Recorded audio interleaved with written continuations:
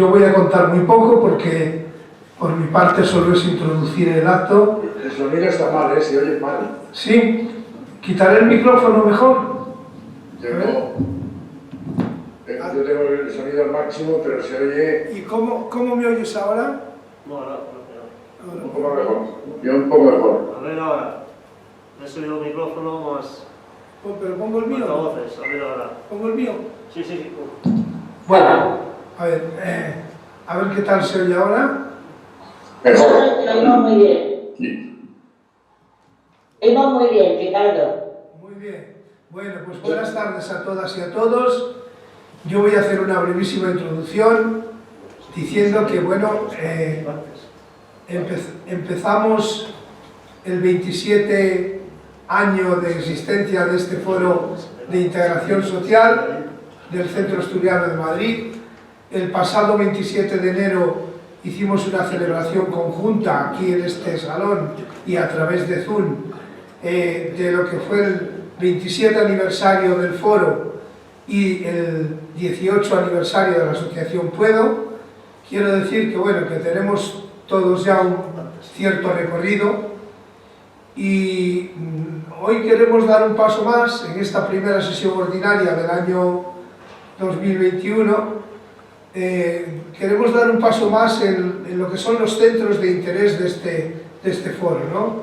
Nosotros siempre hemos intentado estar atentos a todas las problemáticas sociales con un sentido muy amplio y hemos ido tratando temas muy diferentes, siempre con un aspecto divulgativo, no para expertos, sino más bien al contrario, pensando un poco en lo que podíamos llamar el público normal, que lo forman pues tanto los socios del Centro Asturiano como los afiliados de la asociación Puedo, como gente de colectivos a los que invitamos, grupos también organizados a los que invitamos a estas sesiones, unas veces con más participación, otras con menos. Ahora estamos en un tiempo, pues diría yo que un tanto extremo, ¿no? Y donde por un lado la participación se ciñe mucho al tema online y por otra parte, desde luego, donde las acciones presenciales tienen una dificultad objetiva, no solo por lo que son los aforos autorizados, sino también porque evidentemente en la población hay un ámbito deseable además de prudencia, pues en fin, para mantener en lo posible el virus a regla, lo cual no es demasiado fácil por lo que se está viendo.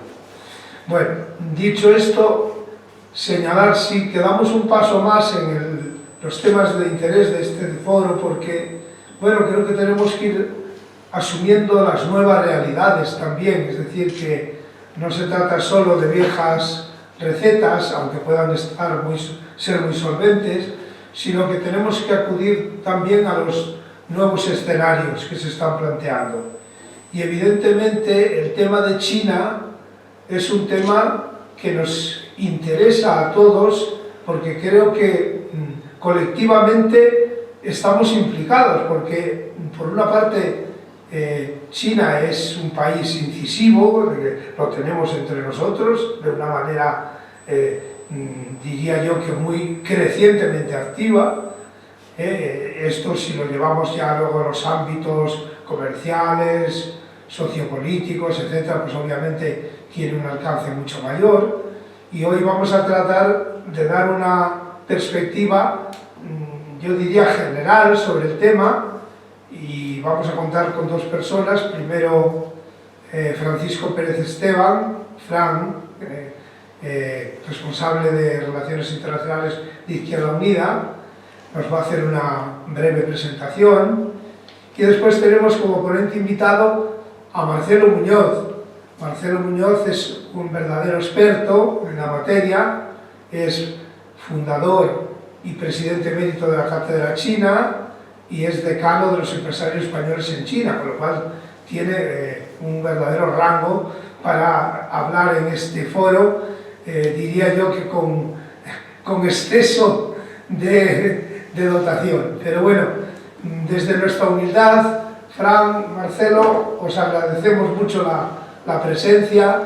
Somos personas interesadas en la realidad social, en la realidad económica, en la realidad política.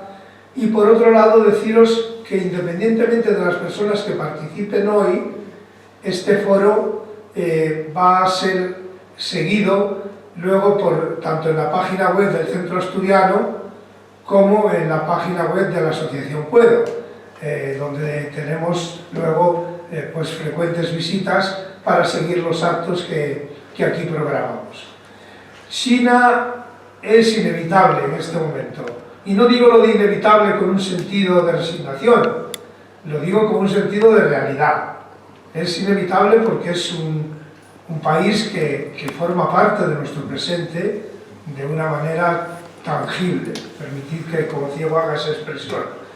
Y de otro lado, China es profundamente desconocida, y ese desconocimiento es algo que nos debe preocupar, y tenemos que tener la mente abierta para tratar de conocer su realidad, comprenderla dentro de nuestras posibilidades y saber integrar en el pensamiento actual un poco pues, lo que aporta este gran país, ¿no? Y en ese sentido, independientemente luego ya de otras cuestiones que a unos nos puedan gustar más, otros menos, pero que sin ninguna duda es un país que nos interesa y nos importa. Y por eso, ya digo, la gratitud de este foro a Fran y a Marcelo por esta presencia. Así que voy a empezar dándole la palabra a Fran Pérez, que va a hacer esa breve presentación, y luego también, lógicamente, escucharemos a Marcelo. Entonces, Fran, adelante. Muy bien, muchas gracias por los que estáis aquí presentes en la sala de la Casa de Asturias. Muchas gracias por la invitación, Ricardo, a participar aquí. Marcelo, sin duda, es un gran estudioso de China. Desde la Cátedra China ha hecho una gran labor de difusión y de promoción de las relaciones de España y la Unión Europea con China. Y además él es un empresario que ha trabajado con China y que está promoviendo, digamos, todo ese diálogo con este gran país con el que está en emergencia en el mundo, y que yo creo que en el futuro España y la Unión Europea harían muy bien en tener unas relaciones más intensas, ¿no? Voy a leer la intervención que he redactado un poquito para no enrollarme tanto, porque si no yo soy también de los que hablan mucho, ¿no?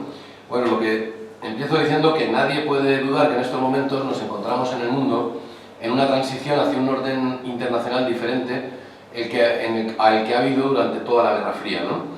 Cuando parecía que se consolidaba un sistema internacional que se basaba en la hegemonía de una gran potencia, que era Estados Unidos, y, digamos, promoviendo una globalización neoliberal, ¿no? Según los analistas, claro.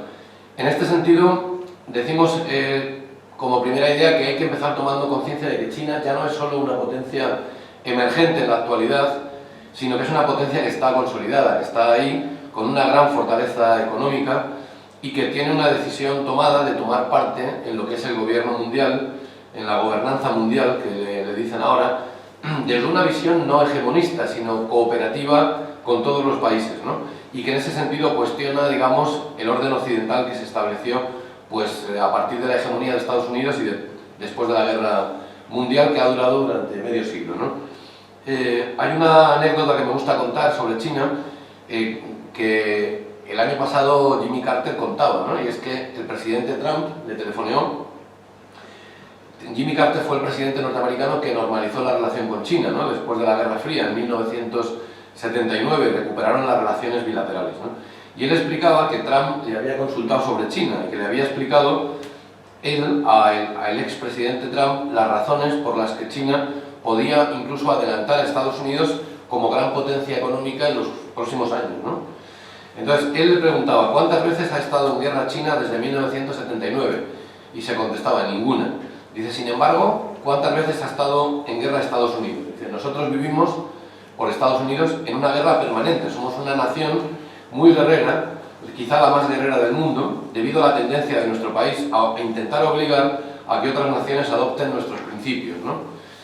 Henry Kissinger, ideólogo e impulsor de toda la política exterior norteamericana de los últimos, pues prácticamente 50 años, también había advertido en un libro que publicó sobre China de la gran influencia mundial que iba a tener en el futuro, ¿no? Nosotros creemos que es el momento de dejar viejos esquemas mentales de relaciones estratégicas, digamos, exclusivas en el marco atlántico, ¿no? Que una mayor relación de España-China y una mayor relación de Unión Europea con China puede contribuir a la paz mundial, puesto que China siempre ha apostado, desde su propia visión del mundo, por una diplomacia pacifista, por el derecho internacional y por la paz como elemento que define su propia política exterior.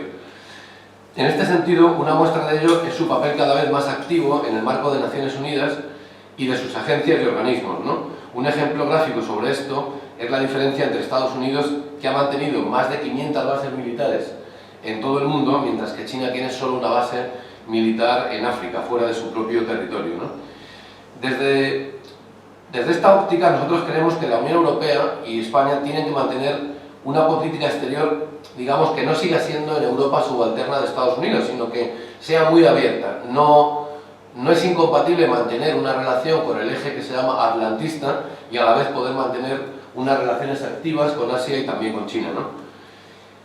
China tiene además un proyecto histórico, que supongo que nos hablará ahora Marcelo de él, que ha venido definiendo en los últimos años, muy alejado de posiciones de dominación mundial, de posiciones imperialistas, que no busca dominar a otros países económicamente, políticamente o militarmente, sino que más bien se basa en el respeto a la soberanía de otros estados y en la opción de cooperar y poder impulsar el comercio entre ellas para el desarrollo de todos, ¿no? Y para la construcción de un mundo mejor. Ahí aparece una iniciativa que ellos han teorizado que se llama la Franja y la Ruta de la Seda, o la nueva Ruta de la Seda, ¿no? Evidentemente China pretende salir beneficiada comercialmente de este proyecto que se llama así, ¿no? Pero al mismo tiempo también hace copartícipes de esta alianza a otros pueblos del mundo, y la cooperación España-China puede darse potenciando las relaciones de amistad entre sus pueblos y también puede ser positiva para ambas naciones y para la humanidad. Entonces, más allá de la histórica rivalidad estratégica entre Estados Unidos y China, que también ha seguido siendo y es actual, y que es política, que es económica, que también es tecnológica, el eje euroatlántico ha perdido mucha influencia en los últimos años, ¿no? Ya no es tan poderoso como lo fue durante la Guerra Fría. Y el hecho de que Europa y España mantengan buenas relaciones no es incompatible con que se tengan también con China, ¿no? En este momento son ya más de 90 países los que han firmado algún tipo de convenio de colaboración con China en el marco de ese proyecto estratégico que se llama la Ruta de la Seda, ¿no? Y a nuestro juicio, incluso Portugal, que está al lado nuestro, y España, nosotros creemos que debemos apoyar este proyecto, que se basa en una cooperación económica, comercial, entre países, y que es un proyecto, digamos, ellos llaman Proyecto Chino Global de Distribución Comercial a nivel planetario, ¿no? A España le puede interesar comercialmente a muchos niveles, por ejemplo, pues para potenciar nuestra red de infraestructuras, de comunicaciones terrestres o marítimas, o incluso en el impulso del desarrollo sostenible o del turismo, ¿no? Hoy China ya es el sexto socio comercial de España. Este es un dato que no se conoce mucho, pero puede serlo incluso mayor en el futuro, y España puede también ser beneficiada en sus exportaciones, ¿no? China ha sido destacada en numerosos informes, también en Naciones Unidas, como el país que más ha contribuido en los últimos años a los objetivos de desarrollo que ha planteado la ONU en la Agenda 2030, ¿no? Por ejemplo, para el desarrollo sostenible. Y en los últimos 40 años, la CEPAL, que es la Agencia de Desarrollo Económico de la ONU, ha reconocido que ha sacado de la pobreza a más de 700 millones de personas. Es decir, el desarrollo económico de China ha redistribuido también la riqueza y ha contribuido a acabar con el hambre en su país, ¿no? Este avance, junto al reto inmenso que supone el dotar de derechos económicos y sociales a más de 1.400 millones de personas, que son hoy por hoy los habitantes que tiene China, pues es también, digamos, un logro histórico que creemos que hay que tener en cuenta, ¿no? Nosotros creemos que hay que apostar por que la Unión Europea no se supedite, digamos, en su política exterior ni a los Estados Unidos ni a ningún país, sino que tiene que tener relaciones pacíficas y comerciales con todo el mundo, ¿no? En ese sentido, es donde hay que situar la propuesta de impulsar el diálogo y la cooperación con China. Desde nuestro país, repito, y desde la Unión Europea, defendiendo sustituir los modelos de tratados de libre comercio, por ejemplo, por el de relaciones comerciales, económicas, sociales y culturales que sean de beneficio mutuo, que están basadas en la transparencia, en la desaparición de cualquier forma de paraísos fiscales o de facilitar el blindaje jurídico de las multinacionales. En definitiva, la propuesta estratégica histórica del comercio de la ruta, plantea la estrategia de la ruta de la seda, puede ser positivo porque plantea potenciar relaciones con China comerciales donde pueden salir, entendemos, beneficiados todos los países, ¿no? Es una propuesta pacifista, no se basa en la dominación económica, como hemos visto en épocas históricas pasadas, de unos países sobre otros, para que unos países sean más ricos que otros, sino que pueden traer un beneficio, digamos, a todo el mundo, ¿no? En este sentido, pues vuelvo a repetir, nuestra idea es que se abran las relaciones, que se potencie el diálogo, la cooperación al desarrollo con China, tanto a nivel europeo como a nivel de España, ¿no? He repetido un poquito esa idea como la idea central de mi intervención y nada más, pues saludar a Marcelo Muñoz. Yo creo que él es un gran conocedor de China, lleva años trabajando con China, ha publicado algunos libros sobre China y os dejo con él, que desde luego es mucho más experto que yo en este tema porque tiene una experiencia laboral, tiene una experiencia histórica de décadas trabajando con este país y está también, pues, digamos, empeñado en impulsar este diálogo de nuestro país con China. Así que muchas gracias, Ricardo. Muchas gracias. Dejarme decir 4 ideas y os dejo con Marcelo. Bueno, pues antes de que intervenga Marcelo, voy a decir simplemente, bueno, primero que es un honor para este foro contar con Marcelo Muñoz, como he dicho, presidente emérito y fundador de la Cátedra China y decano de los empresarios españoles en China. Deciros dos cuestiones. Él me ha enviado un resumen de su ponencia y por lo tanto aquellas personas que tengan interés en tenerlo por escrito, porque él va a dar una serie de datos que lógicamente aquí es más complicado tomar y por lo tanto que van a estar a disposición de todo el mundo y por lo tanto yo daré al final mi correo para que me los puedan pedir y o en todo caso se lo piden al Centro Asturiano y ellos me lo trasladan. En segundo lugar, decir que también me ha enviado un libro, un PDF con una obra, La China del siglo XXI, que también está a disposición de forma gratuita de cualquiera que me lo solicite. Por lo tanto, con estos dos elementos que de verdad le agradecemos, que es un aporte, diríamos, con el que amplía la participación que va a tener aquí ahora, pues creo que le tenemos que estar muy agradecidos y espero que la gente los utilice con todo interés. Así que dicho esto, Marcelo, bienvenido, muchas gracias y tienes la palabra. Muchas gracias. Me alegro de encontrarlo, Ricardo, Fran. Seguimos en contacto. Vamos a ver, voy a empezar por el final. China es un país emergente, es muy emergido. Solo unos datos. Yo llegué a China la primera vez en 1978. China era la potencia 120 del mundo en PIB. Hoy es la segunda, pisando los talones de Estados Unidos. Ya ha emergido hace muchos años. Otros datos. La renta per cápita de China en estos 40 años se ha multiplicado por 4.000. China ha superado ya a Estados Unidos el número de robots operativos. Cuenta con 900.000 usuarios de Internet, el triple que Estados Unidos. Está en el segundo puesto de inteligencia artificial, que como sabéis es la clave de todas las nuevas tecnologías. Está en el segundo puesto, detrás de Estados Unidos, pero invierte en inteligencia artificial el doble que Estados Unidos. O sea que mañana es lo que pasa. Está en primer lugar en economía digital, con un volumen de pagos 20.000 veces superior a Estados Unidos. Nada menos, 20.000. De pagos quiere decir pagos por Internet, pagos por digitales. 20.000 veces superior a Estados Unidos. Según el Fondo Monetario Internacional, China superó en paridad de poder adquisitivo a Estados Unidos en 2014. Según Javier Solana nos dijo hace poco en una videoconferencia en Madrid, en la Fundación Alternativas, el potencial tecnológico e intelectual de China es 8 veces el del resto del mundo junto. China está emergida, el crecimiento chino está contribuyendo de forma muy significativa al crecimiento mundial. En 1970 China aportaba al crecimiento mundial el 3%. En el 2020 aporta el 40% del crecimiento mundial. Casi la mitad del crecimiento mundial es de China. ¿Por qué nos planteamos que China irrumpe en la comunidad internacional? Ha irrumpido hace mucho. El problema es que no nos enteramos, porque Estados Unidos, con Google a la cabeza, hace lo posible para que no sepamos lo que ocurre en China. No sabemos. Estos datos que estoy dando son, supongo, absolutamente sorprendentes para todos, porque Estados Unidos no quiere que nos enteremos de lo que pasa en China, porque es la alternativa más seria que hoy hay en el mundo a su economía neoliberal, a su dominio imperialista del mundo actual, que sigue siendo imperialista. Os voy a dar muchos datos, no copiéis, tenéis ahí en el resumen que le he enviado a Ricardo, también en mi último libro, La China del siglo XXI.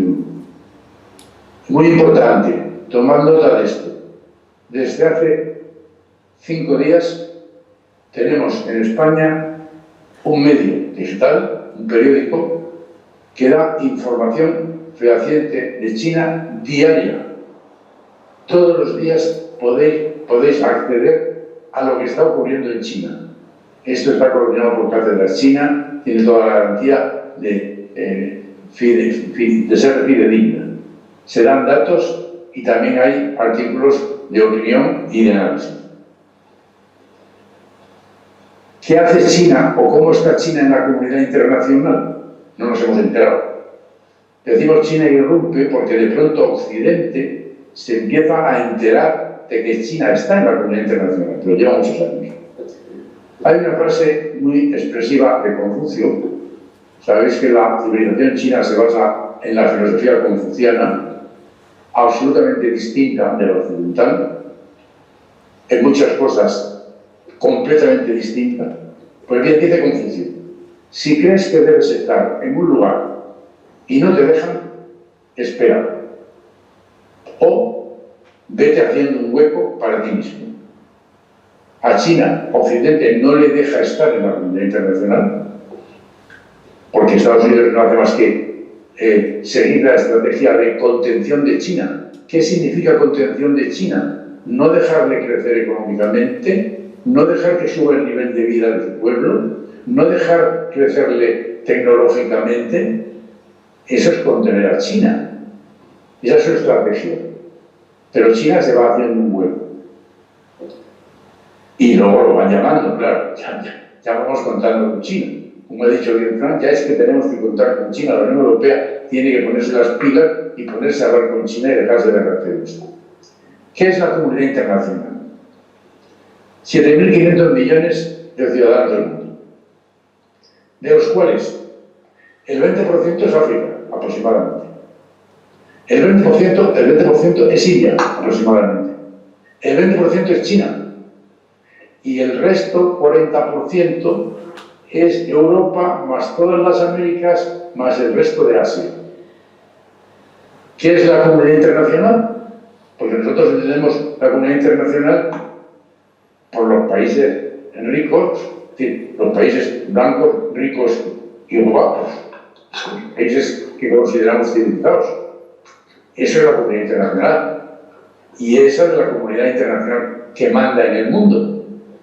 El orden global, como ha citado Fran, se constituyó por Estados Unidos después de la Guerra Mundial, se consolidó en 1973 con el G7, que luego tomó fuerza con la revolución conservadora de Thatcher y Reagan, después de la caída del muro de Berlín, y ese orden mundial dominado por el G7 es una pequeña parte del mundo, blanco, rico y guapo, que domina al resto. No es global, no llega ni al 50% de la riqueza mundial. Es Alemania, Canadá, Estados Unidos, Francia, Italia, Japón y Reino Unido.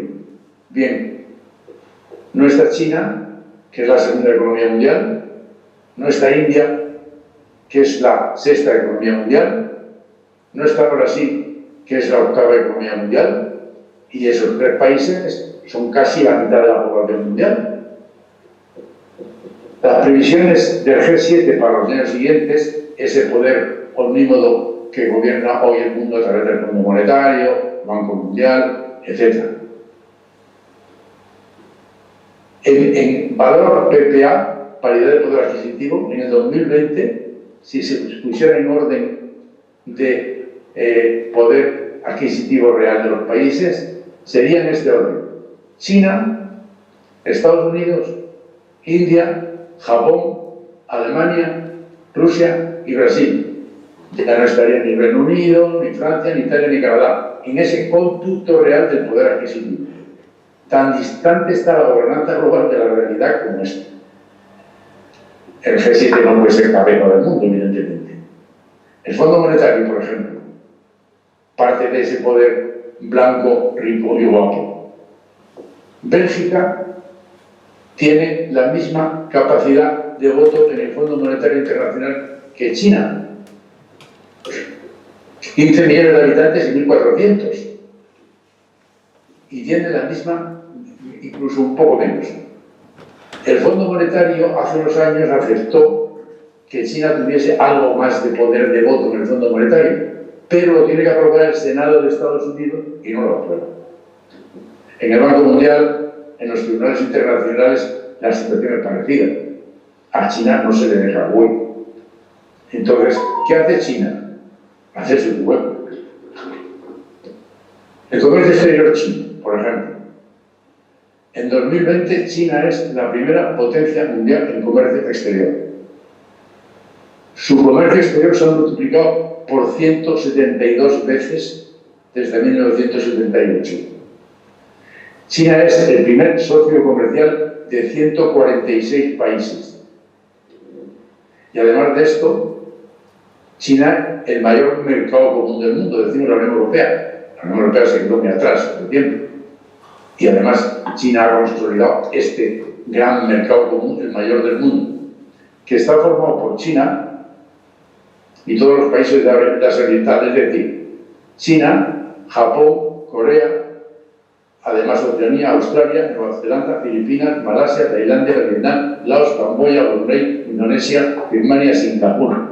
2.300 millones de habitantes forman este mercado común que se ha consolidado en una firma hace poco, a final del año pasado, con un documento amplísimo, una serie de acuerdos que incluyen la eliminación de aranceles a corto plazo y muchos más acuerdos.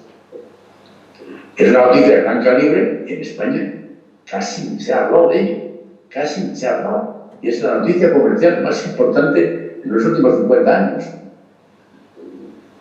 El mundo invierte en China, porque es ya potencia. La cantidad acumulada de inversión extranjera en China en este momento supera el 1,5 billones de euros. En 2020, la inversión extranjera en China, para saltarme otros datos que los años anteriores, la inversión extranjera en China ha sido la mayor del mundo. En ningún otro país se ha invertido tanto desde fuera como en China. 163.000 millones de dólares, en este caso de dólares. Pero no ha sido la mayor. El año 2015 la inversión extranjera en China fue 310.000 millones, superando ya a Estados Unidos. El año pasado ha bajado por la pandemia y demás. Hay más de 800.000 empresas extranjeras, casi 1 millón, con inversión en China. 452 de las 500 mayores empresas multinacionales han invertido en China. Inversión china en el extranjero. Estamos ya diciendo, los chinos nos invaden. Bueno, nos han invadido Estados Unidos, nos han invadido Inglaterra, y no nos parece mal. Nos invade China y nos parece muy mal. Se dice como un gran problema para el mundo, nos invade China. Sí, claro, nos invade. Nos ha invadido ya. En 1999 el gobierno chino dio un giro de orientar su política hacia la inversión en el exterior, desde la entrada en la Organización Mundial del Comercio, Y en 2020, por ejemplo, hay 13.000 empresas con capital chino en Asia, casi 4.000 en Europa, 1.500 en África y otras tantas en Latinoamérica. Y no me acuerdo la cifra, no la tengo aquí, también en Estados Unidos. En 2010, fijaros, en 2010, China era el inversor mundial número 33. En 2010. En 2012, en solo 2 años, pasó a ser el tercer inversor mundial después de Estados Unidos y Japón, con un crecimiento medio en la inversión en el exterior del 18% anual. Más de 22.000 empresas chinas en 178 países.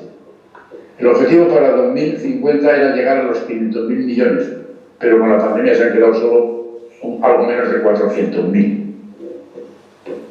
Antes los inversores chinos iban a invertir en el campo, en producción primaria, ahora se va muchísimo a la producción estratégica, industria nuclear, aeronáutica, energía, automoción, infraestructura de transporte, telecomunicaciones, banca, etc.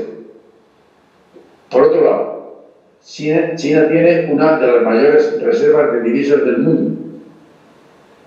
A final de 2020 tiene de reservas 3,2 billones de dólares, prácticamente el 20% del total mundial, de los cuales, curiosamente, 1,22 millones está invertido en bonos del Tesoro de Estados Unidos. Una de las cosas que se planteó en China, en esta guerra de Estados Unidos contra China, en lo comercial y en todo, es si ponerse a vender bonos del Tesoro, hundía la economía de Estados Unidos. Pero vieron que eso haría bajar el precio del bono y como tiene mucha inversión en bonos del Tesoro, también le perjudicaba a ella y además era una guerra financiera que no quería empezar. No quería responder con las mismas armas del señor Trump, la barbarie que ha cometido. China está multilateralizada, o sea, el multilateralismo China lo ha defendido en los últimos foros internacionales más que nadie. En Davos ha sido el paradigma del multilateralismo. Pero fijaros, solo enumerando, China es miembro del Foro de Davos, con intervenciones destacadas de su presidente en las últimas ediciones. Miembro activo y promotor del Foro Boao, del que nadie sabe nada, es el Foro Davos asiático. Promotor de la cumbre de los BRICS, los países emergentes, Brasil, Rusia, India, China y Sudáfrica, con su banco propio.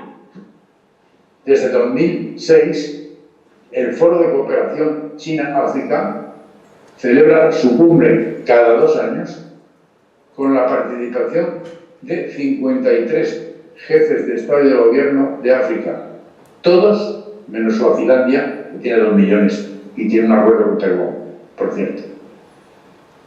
Y además, los intercambios comerciales con África, los intercambios de inversión son enormes. Hay más de 1.300 empresas chinas en África, con más de 15.000 técnicos de ingenieros chinos, operando prácticamente en todos los países africanos. China es el país que invirtió más en África, con 72.200 millones de dólares entre los años 2014 y 2015. El país que más invirtió en África.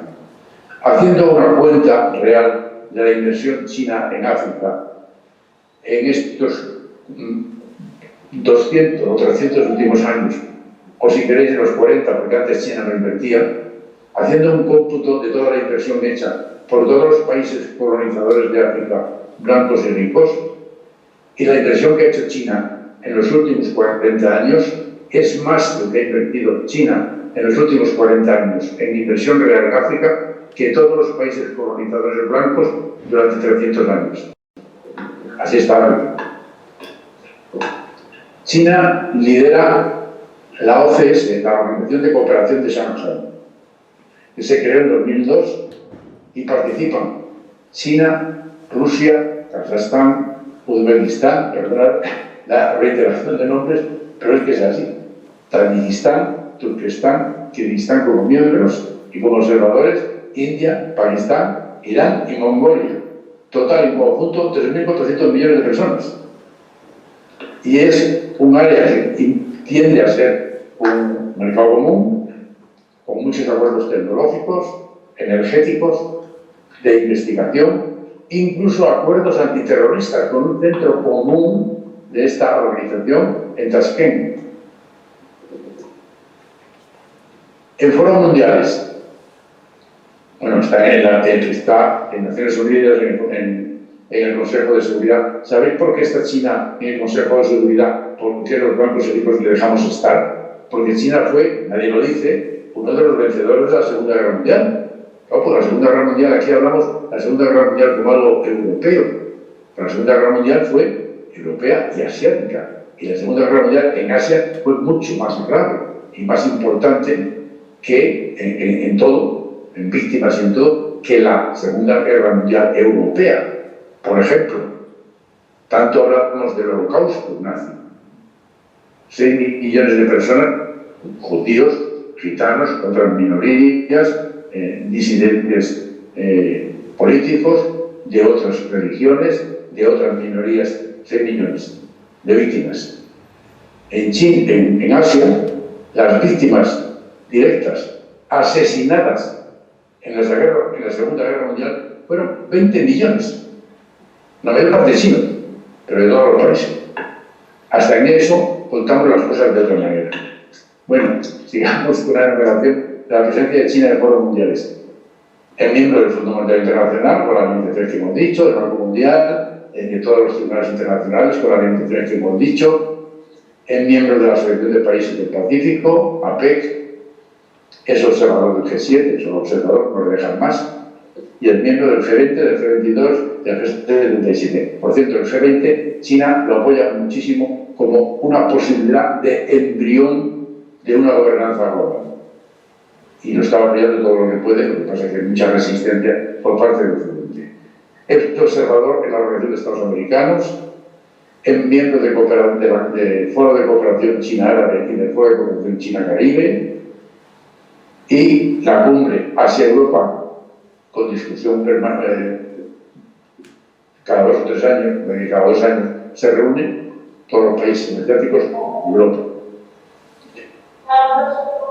Es el promotor de los BRICS, ya os he dicho, y es también promotor de la cumbre de partidos políticos asiáticos, que cada 2 años se reúnen. Y luego, como presencia multilateral de China, está lo que ha citado Frank, que es el gran proyecto de la nueva ruta de la seda. El gran proyecto de la nueva ruta de la seda se lanzó por parte del presidente chino en 2013, hace 7 años. De 2013 a hoy ha invertido en proyectos en todo el mundo, sobre todo en el área euroasiático, 6 billones de dólares, billones de dólares, en solo 7 años. Y el proyecto de la ruta de la seda es global. Es la conectividad global de comunicaciones terrestres y marítimas y aéreas, de comunicaciones informáticas y digitales. En todos los sentidos será el gran medio de comunicación del mundo.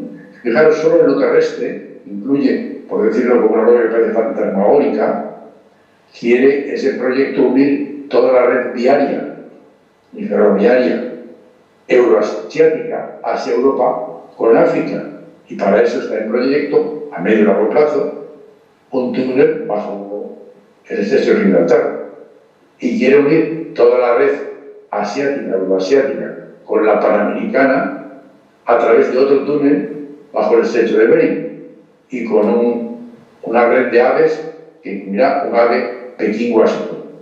Bueno, esto es fantasmagórico, pero ten en cuenta que China, en la mentalidad confuciana, hace los programas a largo plazo, de una visión de largo plazo. Trabajan para las futuras generaciones, dicen ellos cuando hablan con nosotros en voz baja. No para las próximas elecciones solo, para las próximas generaciones. Esa visión de largo plazo, que es muy confuciana, muy de la filosofía confuciana, se ve en este gran proyecto de la ruta de la seda. Es un gran proyecto cuya primera etapa acaba en 2049. La primera etapa, es decir, un proyecto pensado y programado para el siglo XXI. Tened en cuenta, por ejemplo, otro ejemplo que yo pongo siempre, que es muy claro, de la programación a medio plazo. En China, hago un paréntesis, no tiene agua, tiene la cuarta parte de agua por habitante del mundo. Tiene una escasez tremenda de agua. La mayor parte del agua está en el sur, y el sur está a nivel más bajo que el norte. Pues han programado 3 grandes canales, cada uno de más de 1000 kilómetros de largo, que lleva las aguas del sur al norte, salvando ese desnivel de 60 metros, una obra de ingeniería fantástica. 3 canales. 2 de ellos están funcionando. El tercero está previsto que se inaugure en 2050. Trabajan para las próximas generaciones. Trabajo para largo plazo. Todo esto se resume en un eslogan o frase que lanzó Xi Jinping al principio de su mandato: el sueño chino frente al sueño americano. Fijaros la diferencia. El sueño chino es un sueño colectivo, no es el triunfo individual en medio del bosque del neoliberalismo capitalista. Es un sueño colectivo. Es decir, el sueño chino aspira a que la sociedad china sea una sociedad modestamente acomodada y China ocupe en el lugar que le ocupa, el lugar que le pertenece en el mundo. Es un sueño colectivo, nada individual. ¿Cómo han vencido los chinos la pandemia? Por su mentalidad colectiva. A nadie se le ocurre allí no respetar las normas para parar el virus, porque eso va contra todos y se le echa encima a la gente. Yo recuerdo que hace años, paseando por Pekín, tenía unos amigos peruanos cuyas hijas habían nacido en China y además eran hijas de peruano chino, con lo cual las facciones eran de China prácticamente, parecían China. Habían nacido en Pekín, hablaban chino nativo, entonces pasaban como chinas. Y tenían 3 hijos, una de ellas, cuando en China estaba la política del hijo único. Iba por la calle y las mujeres la insultaban por insolidaria, porque la política del hijo único era un tema de solidaridad. Bien, el sueño chino es ese sueño colectivo, frente a todo individualismo. Y esto resume lo que es la estrategia china en el mundo, una política colectiva. En la pandemia lo han demostrado y lo están demostrando en muchísimos aspectos. Como me parece que lo interesante es, ahora después de todo esto, que os hablo con datos, un poco de debate para incidir en los aspectos que queden menos claros, porque yo lo reconozco, porque da muchas conferencias de estas, esto no tiene nada que ver con lo que se cuenta aquí de China, entonces no se asimila. Yo he estado en muchas entrevistas con periodistas y me dicen al final, ¡oh, qué interesante! No sabíamos nada, pero al día siguiente se olvidan y vuelven a decir de China lo que dice Google. Digo Google porque Google es un cúmulo de fake news sobre China y sobre todo de no información sobre China. Yo estaba buscando hace poco para un trabajo que estaba haciendo sobre Chengdu, que es una ciudad del sur de China de 10 millones de habitantes, que conozco bastante bien, donde hay un centro tecnológico de los mayores del mundo. Google no dice ni una palabra de que existe un centro tecnológico, porque no cabe en su cabeza que en China hay 3 Silicon Valley, uno en Shenzhen, otro en Shanghai y otro en Pekín, mucho más grandes que el Silicon Valley de California. Y nadie habla de ello, porque una de las expresiones de la libertad de expresión occidental es la libertad de no informar. Y eso es lo que hacen muchas agencias, y eso es lo que hace Google sobre China, y eso es lo que hacen, ya menos, pero todavía mucho, los medios españoles, que nos informan muy poco, porque son reflejos de los medios de Estados Unidos. Os dejo la palabra para el coloquio y ahora debatimos todo lo que quieras. Yo os anuncio a los comunicadores que sin falta tengo que acabar a las 9:15, pero tenemos tiempo para un coloquio. 9:15 más, mejor 8:30. Queremos acabar a las 8:30. Fran, ¿me vas a ayudar a dar palabras? Yo tengo 3 preguntas aquí en la chistera, pero voy a dejar que pregunten otros y después yo te voy a preguntar. A ver, yo creo que... ¿Ves a alguien por ahí? Beatriz y Pedro quieren intervenir. Ah, vale, muy bien. Pedro. Pues don Pedro Tostado y doña Beatriz Grande. A ver quién de los dos. Pedro, Sí. Sí, adelante. Uy. No sé. Un momento. perdón, el sonido está fatal. El sonido está fatal. Sí, a ver, Armando. Un segundo, Pedro, un segundo, un momentito, por favor. Abrid el micrófono, los que habláis. Nada. Abre. Está bien.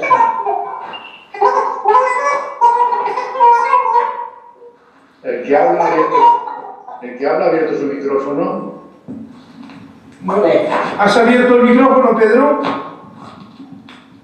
Es que yo creo que es el micrófono del que produce esa... Bueno, la conexión que tenemos. Tengo la palabra. ¿Quién? Pedro, ¿no? No. Sí, que... Jaime. No, un momento, Jaime, ha pedido Pedro a ver si puede entrar y si no te damos a ti, ¿vale? Un segundo. Vale.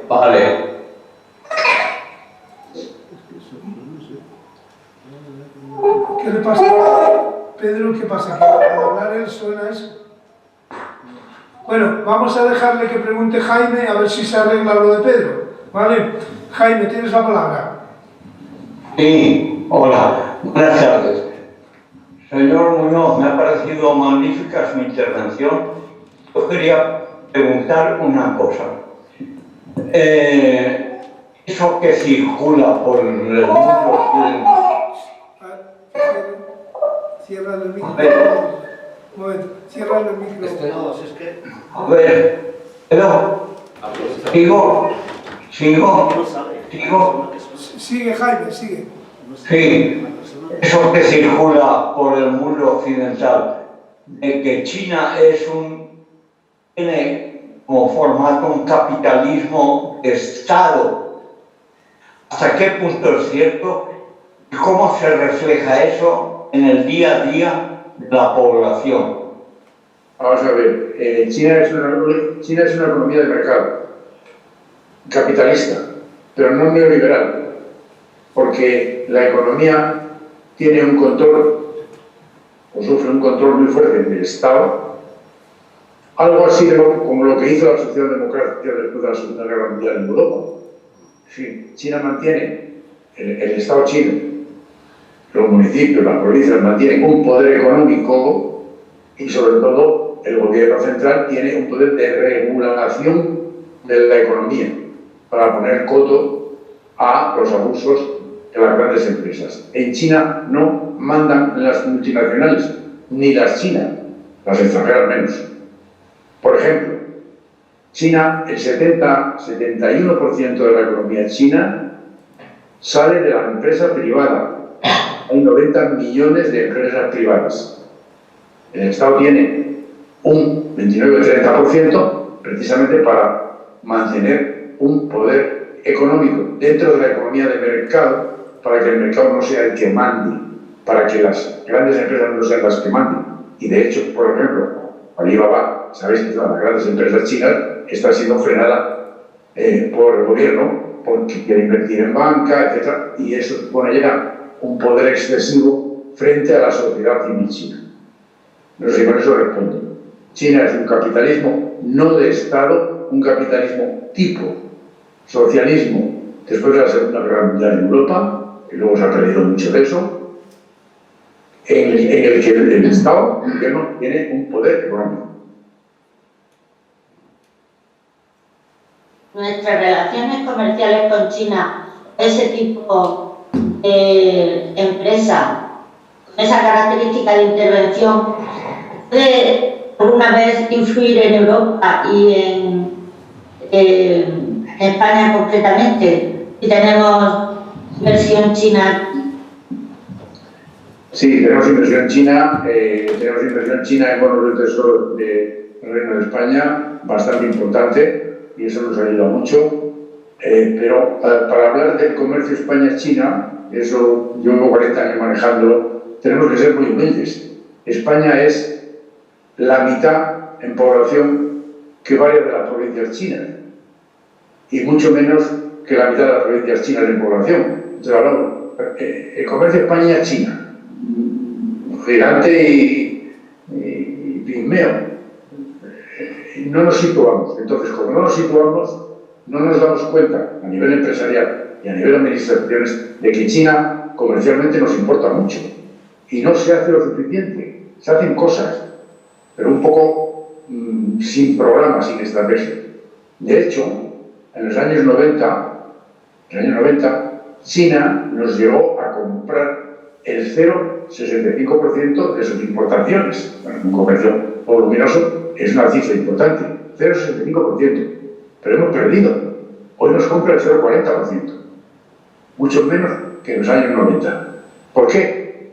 Porque no nos movemos, porque nos da pereza, porque no tenemos iniciativa.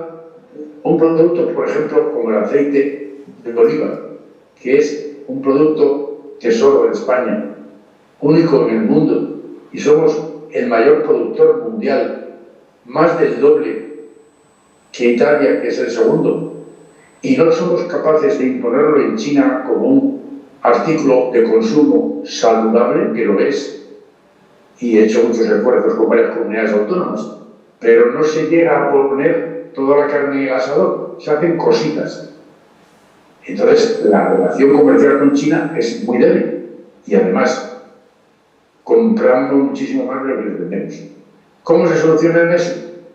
Pues yo siempre digo, además de una estrategia, pero para eso hace falta que los gobiernos y las administraciones de todo tipo se enteren de lo que vale China, de lo que nos importa. No se han enterado. Que llevo muchos años peleando con ellos y hablando con muchos dirigentes políticos. No se han enterado. Mira, hace poco estábamos en un grupo de cátedra china con un dirigente nacional de un partido político español. Dirigente nacional. Hablando. Sí, nosotros somos de cátedra china. ¿Idea de China? No tengo ni idea de ese pueblo. Bueno, es una anécdota, pero es doloroso. Bueno, pues quería yo darle... Bueno, has dado en el clavo, Marcelo, porque la señora que te preguntaba es de Priego, de Córdoba, que es uno de los sitios que da aceite mejor del mundo. Así que has dado en el clavo completamente. Bueno, voy a ver si Pedro... Veo que Pedro y Beatriz siguen teniendo problemas. Siguen apareciendo ahí. No sale. Sí, en pantalla sí, sale el nombre, pero ellos no. Joder, pues me da mucha pena. Pedro, inténtalo, vamos a ver. ¿Pedro? No, bueno. Voy a ir haciendo yo alguna de mis... ¿Hay alguna pregunta más por ahí? Pregunta tú. Voy a ir haciendo, Marcelo, alguna de mis preguntas. Una como te anuncié, es más doméstica. Quería que nos contaras así, como un pequeño flash de lo que fue la actividad de ALSA, una empresa asturiana tan emblemática, en China, ¿no? Que tú has conocido en algún momento, ¿no? Sí, eso es como una pregunta doméstica, no sé si quieres contestarme y luego ya te hago las otras dos que son de más calado. ALSA para mí es un ejemplo de cómo tenía que funcionar la empresa española. ALSA llegó a China pocos años después que llegué yo con mi empresa y he colaborado con ellos, hemos trabajado juntos, los conozco a los Cosmen desde que ya falleció, apostaron por China. Apostaron por China, tanto que uno de los hijos se fue a vivir allí y a organizar ALSA en China. Y en pocos años, pues era una de las empresas que tenía más líneas de autobús en China. Claro, en China todas las líneas son de larga y larguísima distancia. Recuerdo que contaba al principio, llegaban allí, los chinos estaban acostumbrados, llegaba el autobús y el autobús salía cuando se llenaba. En aquella época antigua de China que yo viví, en aquellos años, en los años 80. Y ellos cambiaron dijeron, no, aquí salimos a las 11. Y el primer día a las 11 no había nadie, pero el segundo día estaba todo el mundo. Hasta en esos detalles se adaptaron y se aclimataron y se metieron allí, claro. antes se puede vivir allí desde el principio. Y ahora sigue siendo una empresa importante de transporte. Ahora ya Alsa Internacional no es tan española en capital, que siguen ellos como accionistas, pero en China, por lo que yo sé hasta ahora, sigue siendo una empresa netamente española, 100% española. El Alsa China. Sí. Es un ejemplo para mí de lo que deberían hacer todas las empresas, pero muy pocas lo han hecho. Yo he trabajado, por ejemplo, con grandes empresas como Repsol y Cepsa, y sí han hecho un gran esfuerzo y hemos hecho una gran exportación a China. Pero claro, eran directivos que se pasaban conmigo, no recorríamos China, no recorríamos las fábricas, pateaban China y estaban allí presentes en el momento oportuno para vender lo que todos podíamos vender y en grandes cantidades. Pero apostar, hay que apostar. Y luego colaborar con Repsol en un centro de investigación de agricultura e inversión muy importante, que es el acuerdo de cooperación gobierno español, gobierno chino, más importante que ha habido hasta ahora. 4 años de investigación con investigadores españoles y chinos sobre agricultura intensiva. Conseguimos implantar por lo menos introducir más el invernadero inteligente en China. China no tiene agua y no tiene tierra, tiene que trabajar la tierra a base de invernaderos inteligentes. Luego, si queréis, os explico lo que es eso, porque es interesantísimo, que para España sería fantástico, aunque también tenemos, pero en pequeña cantidad. Bueno, pues muchas gracias, y queda reflejado también ese anecdotario, ¿no?, de lo que ha sido una empresa asturiana presente en China, que por cierto la española ya es capital principalmente británico, aunque sigue habiendo una participación de Alsa. Bien, yo quería plantear ahora 2 cosas, porque evidentemente la desinformación que lleva al desconocimiento pues es quizá el elemento más radical que tú has planteado, y eso creo que es cierto. Pero también hay como la leyenda negra de China, ¿no?, la propaganda anti-China. En 2 aspectos te quería preguntar para que tú nos des también un flash. Uno es, bueno, como es un país comunista, o del capitalismo de Estado o tal, aunque tú ya nos has aclarado que eso no es así realmente, sin embargo, ¿cómo es la calidad de vida de la población normal, de la clase trabajadora, de las familias? ¿Cómo podríamos juzgar y cómo ha evolucionado, sobre todo, diría yo, en estos 20 últimos años? ¿Quieres contestar a esto o sigo con la otra parte? Como quieras. Vamos a ver, bueno, muchas preguntas juntas. Primero, para empezar, China no es un país comunista, no tiene un régimen comunista. El gobierno no es un gobierno comunista, evidentemente el Partido Comunista, pero el régimen no es comunista.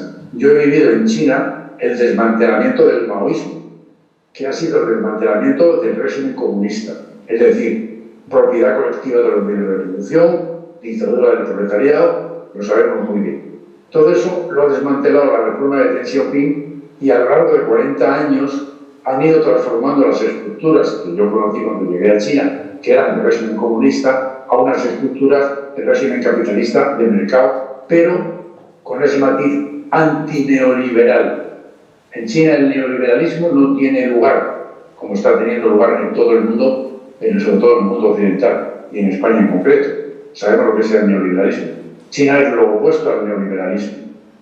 En ese sentido, China no es un régimen comunista, pero sí es un país gobernado por un partido comunista que tiene estos objetivos.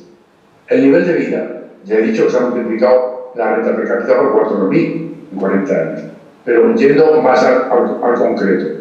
Por ejemplo, en los últimos 10 años, los salarios urbanos en China han crecido 4 veces más que en el resto del mundo. En China, en este momento, hay una clase media que es muy difícil calcular, pero oscila entre los 500 y 600 millones, 500 y 600 millones de personas con poder adquisitivo igual a la media española. Es decir, clase media establecida.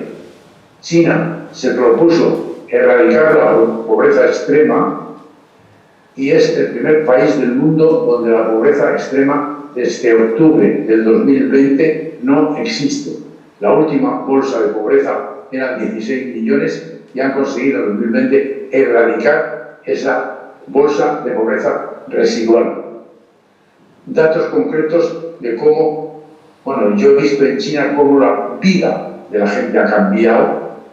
Cuando los primeros seminarios técnicos que organicé en China fueron sobre materiales de construcción, el año 1980, me dijo la intérprete: por cierto, en China en este momento hay un déficit de 100 millones de viviendas. A mí me pareció aquello una enormidad. Vine a una cumbre de empresas de la construcción en España y lo dije y nadie se lo creyó. Era para que hubieran salido corriendo. ¿Sabéis cuántas viviendas se han construido en China en estos 40 años? No 100 millones, 190 millones. Es decir, prácticamente todo el mundo tiene vivienda hoy, del tipo que sea, pero tiene vivienda. Y generalmente, incluso en el campo, yo he pateado mucho el campo por el trabajo de tecnología agrícola intensiva, he ido mucho al campo. He visto cómo vivía la gente y cómo ha ido cambiando los pueblos, las aldeas. Tened en cuenta que en China hay 700.000 aldeas. Cambiar las aldeas es la aplicación. Todo ha cambiado. El nivel de vida ha subido. La gente está... Claro, fijaros, hay estos estudios anglosajones y centros de investigación y análisis que hay, y tienen los anglosajones, algunos muy bien montados. El Pew Center de la Universidad de Harvard hace unas encuestas en todos los países del mundo. Pues la última encuesta de, no sé si hace un año o 2 años, del nivel de satisfacción de la gente con el gobierno que tiene, el país de satisfacción más alto era el de China, con el 82% de satisfacción con el gobierno actual que tiene y que gobierna y que dirige la economía. ¿Por qué? Porque la gente, claro, su vida ha cambiado. Es que China no se parece en nada a la China que yo conocí. Nada, es otro mundo, es otro país. Porque si vais a Shanghái, por ejemplo, el año 2002 que estuvo Clinton se quedó patidifuso viendo la zona que el nombre chino es Pudong, la zona financiera de Shanghái, más que Manhattan. Es que en Shanghái hay más de 1000 rascacielos. Y en estos años de desarrollo en China de la construcción, se construyeron más de 1000 rascacielos por año. Más de 20.000 puentes por año. Es que es una sociedad, un país en ebullición continua. O sea que podríamos decir que es una socialdemocracia avanzada, ¿no? Dicho en el sentido asiático, no europeo, pero bueno.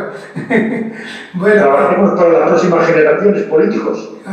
Porque siempre alabamos la socialdemocracia nórdica, que evidentemente ha tenido grandes logros, nadie lo puede negar, en Europa, pero evidentemente ante esta situación también hay que tener esa mente abierta de que aunque sea con otros conceptos, pues que se pueden conseguir resultados sociales igualmente importantes. La última cosa... No preguntáis, no preguntáis, si es una pregunta recurrente por los derechos humanos en China. Ahora voy a... Hombre, mira, es que justo me has quitado la pregunta. A ver, mira, permíteme un segundo, porque quiero aclarar la pregunta, porque esta pregunta es muy comprometida para el que la hace y para el que la contesta.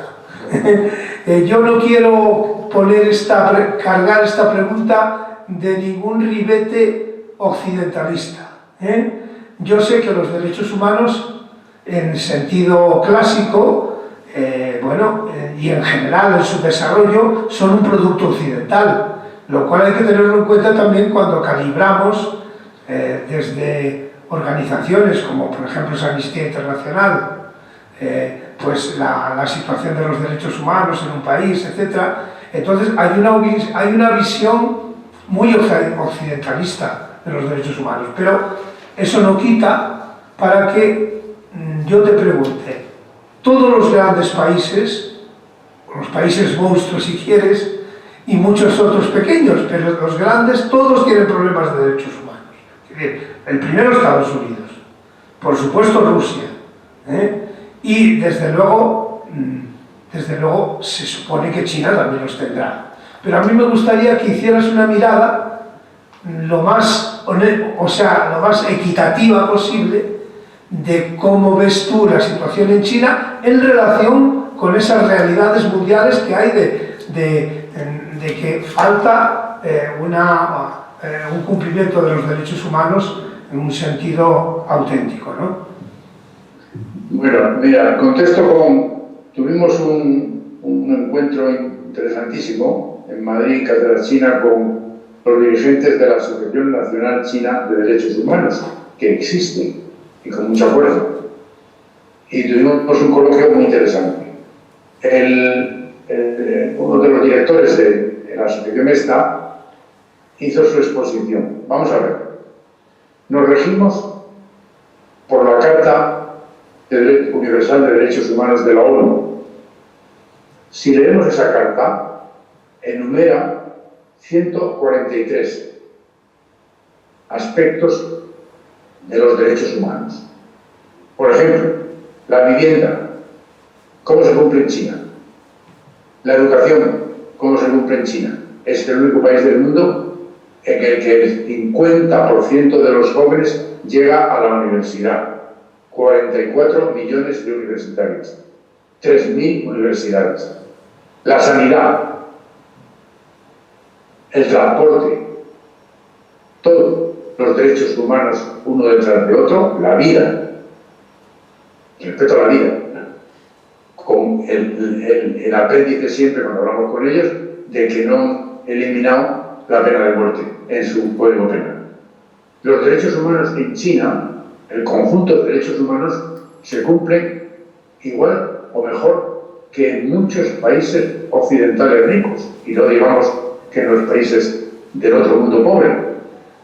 El salario, el trabajo, el descanso, las vacaciones, todo lo que son derechos humanos, como que no se cumplen en China. ¿Qué derechos humanos, según nuestro concepto, no se cumplen en China? Pero los derechos políticos, el derecho de asociación, el derecho de reunión, el derecho de expresión, lo entienden de otra manera. No es que no lo cumplan, es que lo entienden de otra manera. Hay un sentido colectivo de respeto a la colectividad, de respeto a la autoridad, etc. Y luego, ellos no aspiran a la democracia liberal. No la quieren para China. ¿Cuál es el sistema que tienen? La meritocracia. Es decir, el que vale llega a los puestos que le corresponden. El presidente actual empezó de concejal en una aldea y ha ido subiendo puestos probando con su actividad política que era capaz de responder a una responsabilidad. Y eso es un poco, se aplica a todos.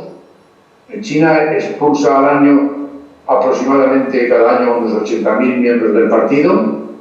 El entrar en el Partido Comunista es una oposición muy dura, de honradez, de no corrupción, de capacidad, de conocimiento, de preparación, etc.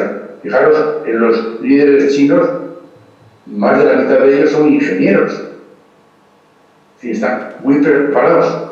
Los centros de pensamiento chinos, como la Academia de Ciencias Sociales de China, es un núcleo de millones de intelectuales estudiando, programando, creando estrategias y transmitiéndoselas a los gobiernos. A un gobierno de una provincia de China es más que muchos países. Son 80 millones, 40 millones.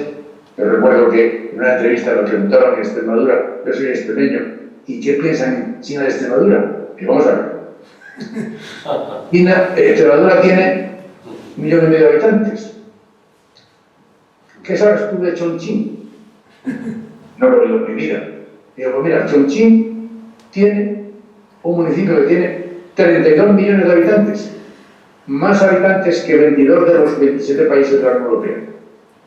Entonces, en esa proporción, ellos, todo lo que sea prepararse la gente para gobernar, la meritocracia, y es un tema confuciano, que además no es de ahora, lo practicaron durante todo el imperio chino.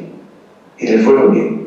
Ellos defienden ese sistema, entonces dialogamos sobre esos dos sistemas políticos, como dos sistemas políticos distintos. Si nos respetamos, podemos dialogar y tuvimos un diálogo muy rico diciendo cada parte lo que le parecía. ¿Contesta al tema de los derechos humanos? Pues esa es la respuesta de China. China es otro mundo. Es que eso no nos cabe en la cabeza lo que eso significa. O sea, yo digo yo en China y me miran a la camisa a ver qué tengo aquí, que pongo el dedo. Porque yo en China es yo, digo, una cosa ridícula, pero eso expresa que es otro mundo en todo. Entonces, la concepción de los derechos humanos políticos, los otros, los sociales y los económicos, coinciden, y los desarrollan en unas cifras. 700 millones que han superado la pobreza en 40 años. Lo manifiestan con datos, los cumplen. Los políticos los entienden de otra manera. No nos gusta, hablemos, dialoguemos, pero no los condenemos, digo yo. Sí, por eso yo ponía el elemento previo de que a veces tenemos una mentalidad occidental muy respetable, por supuesto, pero que tiene validez para nosotros, pero que no siempre se puede exportar, y eso es una realidad, ¿no? Bueno, ¿hay alguna pregunta más por ahí, Fran, que tú veas? Yo quería preguntar una A cosa. ver, aquí en la sala Yo quería preguntar sobre el medio ambiente y la contaminación. No sé si ¿Has oído, Marcelo? No, Te preguntas sobre el medio ambiente y la contaminación, y un poco también, supongo, el papel de China en todo lo que son los acuerdos de París y toda esta situación. sí, la contaminación en China es un problema grave. Hace ya años, en 2002 en concreto, el viceministro de Medio Ambiente, Pang Yue, dijo, tal como vamos, esto es un suicidio colectivo. Y esa frase se viene repitiendo desde entonces. Entonces, ¿qué hace China? Como es un problema muy difícil de solucionar a corto plazo, están atacando el problema de salvar al planeta a medio y largo plazo. Algunos datos. China es el país líder mundial en todas las energías renovables. En todas. Es el primero. En eólica, el primero. En solar, el primero. En geotérmica, que aquí ni se habla de ella, el primero. Etcétera, etcétera. Es líder. China invierte en medidas contra el cambio climático, que no solo es el aire, sino que es el agua, que como se ha apuntado en China es un grave problema, hay un grave problema de contaminación del agua, de muchos años de abandono, limpiar el agua, salvar los acuíferos, trasvasar el agua. En China, desde el 2050, construye un pantano cada semana, por ejemplo. Hay una red de canales en miles y miles de kilómetros, muchos navegables y otros para el riego. No es solo el aire, es el agua. Pues China invierte en todas las medidas para frenar el cambio climático, el conjunto de medidas para frenar el cambio climático, invierte al año el doble que Estados Unidos y Unión Europea juntos. ¿Han solucionado el problema? No. ¿Es un problema grave? Si sigue así, siguen diciendo que es un suicidio colectivo. Están viendo otra manera de construir ciudades, etcétera, etcétera. Pero eso, en palabras, no vale. Están invirtiendo. ¿Y en qué invierten? Sobre todo en investigación para solucionar los problemas del cambio climático.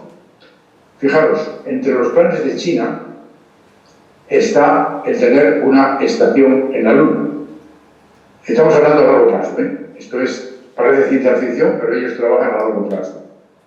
Si se instala una base en la Luna permanente, será una base de investigación. Yo no soy técnico, pero digo lo que sí, más allá de los técnicos. En China hay cantidad de helio 3. Si el helio 3, perdón, China y la Luna, si el helio 3 que hay en la Luna se pudiera convertir en energía y transportarlo a la Tierra, habría energía limpia para todo el planeta para 7.000 años, a largo plazo. Ese largo plazo no nos llega, está demasiado lejos, pero están trabajando ya hacia ello. Están trabajando en cómo limpiar el aire, cómo sepultar el CO2 en cuevas y galerías subterráneas, etcétera, etcétera. Cómo obtener paneles solares en el aire, no en tierra, empalmados unos con otros. Una serie de desarrollos tecnológicos muy avanzados que son para pasado mañana, pero están trabajando también para el mañana. Y para el mañana es las energías limpias, sobre todo, y la inversión. No sé si contesto. Sí, muy Y es un problema gravísimo y además es el mayor contaminador del mundo. Porque, para claro, en China el mayor contaminador del mundo, si es por habitante, contamina 12 veces menos que Estados Unidos. Si es contaminación por habitante. Si es el país, y eso ellos no lo cuentan por habitante, ya ni lo dicen. Al principio lo decían, no, como país es el mayor contaminador. Luego tenemos que solucionarlo porque es un suicidio colectivo, no nuestro, sino del planeta. Sí, yo quería preguntarte sobre el medio de comunicación, Marcelo, que has dicho al principio que ha salido de nuestro país para informarnos sobre China. O sea, no he recogido cómo se llama ese medio, cómo, Sí. si es digital o... Perdona, se me olvidó a mí que lo diga él mejor no vaya a ser que yo me equivoque. Sí, lo que has hablado de... Tener la información diaria ya es mundiario / claves de China. De acuerdo. Entras en el digital, te puedes suscribir al newsletter Claves de China y recibes diariamente la información que estamos sacando sobre China. O sea, hemos dicho Sobre China, sobre todo. mundidiario, arroba... Mundiario, sí, no, mundiario.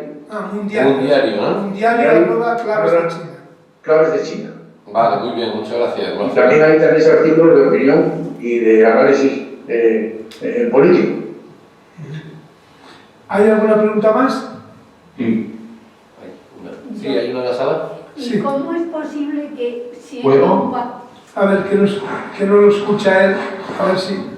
que cómo es posible que siendo un país tan avanzado tuviera el error de que se le escapara el virus?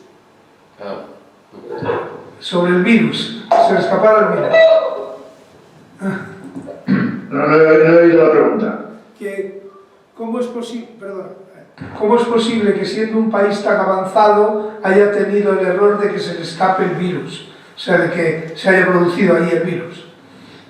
Bueno, si los científicos tienen razón, esta pandemia es consecuencia del cambio climático, por lo menos algunos científicos.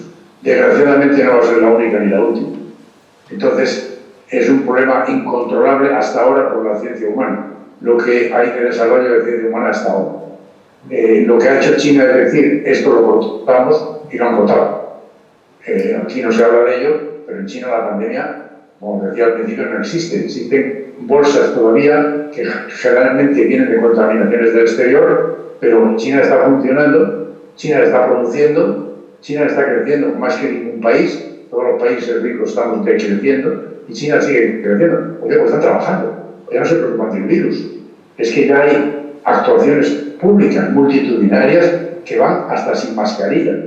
Porque además el control de la pandemia está informatizado. O sea, todo el mundo tiene en su móvil, a través del código QR, un informe de su situación médica. Es que cuando la pandemia estaba funcionando, tú te sientas en el autobús y tu móvil te avisa de que al lado hay uno contaminado que te liberes. Es así, no es ciencia ficción. Es que la digitalización está tan avanzada que eso lo tienen aquí, ni hemos empezado todavía a tener la conexión digital para controlar el virus. Eso lo han desarrollado en China. ¿Ellos fueron culpables, cuando dice el señor Trump, del virus? Pues digamos lo que queramos. El virus vino y ellos lo han atajado. Y han desarrollado vacunas. Se habla de la vacuna china. Hay 6 vacunas chinas. El gobierno está muy insatisfecho porque han llegado a un ritmo de vacunación de solo 3 millones al día. Y están llevando la vacuna ya a Latinoamérica, Brasil mucho, quieren llevarla a África porque si la pandemia no se soluciona a nivel global, no la hemos eliminado y seguirá existiendo. hay que atacar a nivel mundial y tienen la vacuna preparada para darla incluso gratuita, depende de qué país y en qué condiciones. Y si no, a precio de coste, por lo menos. Todo eso se está desarrollando. Lo que pasa es que no se nos cuenta nada. Fijaros, si no se nos cuenta nada, se está hablando todos los días en la sopa, nos hablan de la NASA, de lo que hace la NASA y de la Estación Espacial Internacional. No es internacional. China quiso participar y Estados Unidos lo vetó. ¿Qué hicieron los chinos? Lo que dice Confucio. Si no te llaman, si no te dejan, hazte un hueco. Entonces, ¿qué hace China? Está construyendo su Estación Espacial Internacional, a la que ha invitado a una serie de países y está abierta a otros países. La construyen, no les dejan en la otra se caerá ya de vieja y la de los chinos seguirá desarrollándose. Esa es mi idea. Bueno, cuando acabemos el coloquio, os digo mi idea final. Bueno, pues, ¿hay alguna pregunta más? Micrófono. Sí, ¿Alguna pregunta más? sí. Ah, sí, adelante. Yo quería preguntar, usted ha dicho que China es una democracia no liberal, por supuesto, y yo creo que el Partido Comunista Chino debe ser, seguro, muy inteligente y muy sabio porque ha permitido la prosperidad de China, que eso, por supuesto, eso es innegable, la prosperidad china es innegable, eso no lo puede discutir, entiendo yo, no se puede discutir. Creo que las empresas grandes, yo es que he llegado tarde a la reunión por problemas de tipo técnico, que son ajenos a mí. Te pasaremos información, Hilario, de todas formas. Adelante, Gracias, sí. gracias. Entonces yo tengo entendido que China, usted lo ha dicho de refilón, creo, China, sí, el gobierno chino sí controla las grandes empresas. Por ejemplo, la banca, por ejemplo, el gas, por ejemplo, el petróleo. O sea, las grandes empresas creo que sí que las controla el gobierno chino. ¿Es así? Bueno, no exactamente. Todas las empresas en China tienen capital privado. Y eso es la tónica, se está dentro de la economía. Lo que hace el gobierno chino es mantener alguna participación accionarial en sectores clave, lo que hizo la socialdemocracia europea en Europa hasta la revolución conservadora de Thatcher y Reagan. No lo olvidemos, eso ya lo practicamos, y desgraciadamente la revolución conservadora Thatcher y Reagan barrió con ello. Eso China lo mantiene, un poder económico dentro de la economía de mercado. Y las empresas del gas, del petróleo, de la banca, son también privadas algunas, pero China tiene grandes bancos, China tiene grandes empresas petroleras, etcétera, etcétera, como parte del poder económico para poder actuar como un poder regulador. Tiene autoridad y tiene resortes para regular la norma de funcionamiento de las empresas, contra los monopolios, etcétera. Ese es el sistema chino que llamaríamos en Europa de socialdemocracia auténtica, no la de ahora, la de después de la Segunda Guerra Mundial, aunque sin la democracia liberal. Y China no es una democracia liberal, China no acepta como sistema político suyo nuestra democracia liberal de nuestro mundo. Tienen el sistema suyo de meritocracia, como he intentado explicar antes un poco. Gracias. Muy bien, Marcelo, pues ya es tu última intervención en la charla de hoy. Tienes la palabra para cerrar. Bueno, si me creéis, y si no, yo digo que tengo un teléfono móvil marca Eternal que me voy a llevar para que me aviséis si lo que digo es verdad o no, se va a cumplir o no. Llevo 40 años hablando con los chinos, discutiendo con ellos, con intelectuales y políticos, con mucha confianza y mucha profundidad. Tengo amigos chinos, me he recorrido toda China, he estudiado mucho la filosofía china y la historia china, y he estudiado mucho la realidad de China hoy en estos 40 últimos años. Y el mundo, nos encontramos hoy en el mundo con unos problemas gravísimos. El problema del cambio climático, el problema del neoliberalismo metido hasta los tuétanos, de los paraísos fiscales, de la desigualdad tributaria, de los abusos de las multinacionales, de la no igualdad hombre-mujer, de la discriminación de sexo, de la discriminación racial, todos estos problemas graves, yo creo que con la aportación de la civilización china al diálogo global, nos enriqueceremos todos. De eso estoy convencido. Hay una cosa que digo con mucho cuidado, porque hay muchas sensibilidades distintas. La civilización china se diferencia en muchas cosas de la civilización occidental. Confucio vivió antes de Aristóteles y Platón, o sea, unos 100, 150 años antes. La civilización china se diferencia totalmente de la nuestra, y la civilización china confuciana está incluida en todas las mentes chinas, no por el gobierno, en la escuela y en la familia. Es algo consustancial, lo ven así todo. Una de las características que diferencia mucho la civilización china de la occidental es que es una civilización no deísta. Y lo mismo que las multinacionales no deben mandar en la economía, las religiones no deben mandar en la política. Por lo menos eso defendemos los laicos en España y en Europa. Las religiones es una cosa privada, pero no pueden dar órdenes, no pueden marcar leyes, no pueden marcar instrucciones, no pueden imponer su moral al resto de la población. Todo eso en China no lo sufren, porque es una civilización no deísta. Entonces, la religión es un asunto privado y la religión, ninguna de las religiones, que en China están todas, su porcentaje minoritario, pero están todas, cristianismo, el hinduismo, el islamismo, están todas las principales civilizaciones religiones, pero a la religión no se la deja influir en el parlamento, en las leyes, en la política, en las normas económicas. Es una gran diferencia, pero hay otras muchas junto con esa, que indican que es otro mundo. Si ese mundo lo aceptamos como una parte de nuestro diálogo y empezamos a hablar con la civilización china, desde la civilización occidental, estoy convencido que nos enriqueceremos mucho. Yo reconozco haberme enriquecido humanamente hablando con los chinos y conociendo su manera de pensar.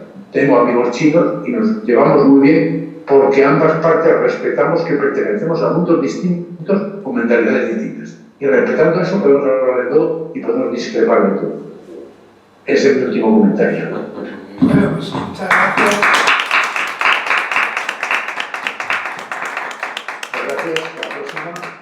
Muchas gracias, Fran, por tu aportación. ¿Tenéis los textos esos? Sí, como esto es como una clase, os mando deberes.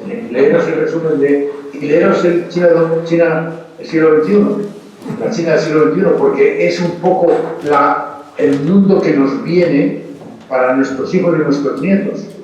Yo creo que hay bastantes con nietos o con cara de tener nietos, pues para vuestros nietos este mundo es esperanzador, porque es un mundo mucho más positivo.